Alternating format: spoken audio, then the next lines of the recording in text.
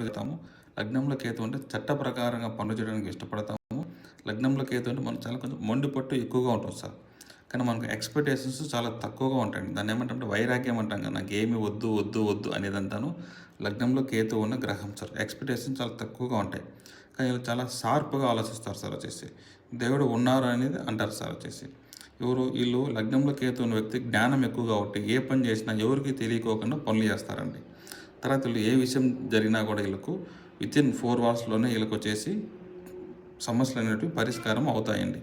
తర్వాత లో interest bank loans ఎక్కువగా తీసుకుంటూ ఉంటారు సార్ వచ్చేసి. లగ్నంలో కేతు ఉన్న వ్యక్తి ఏ పని చేసినా కూడా సైలెంట్ యాక్షన్‌గా చేస్తారు సార్ వచ్చేసి. ఈ లోపల చిన్న చిన్న పోలీస్ స్టేషన్, కోర్టు కేసు అన్నీ చిన్న చిన్నగా ఉంటాయి సార్ వచ్చేసి.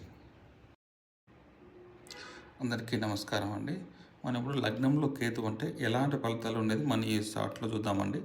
చూడండి సార్, లగ్నంలో కేతు అంటే మనం ప్రకృతిలో సహజంగా పనులు చేయడానికి ఇష్టపడతాము. లగ్నంలో కేతు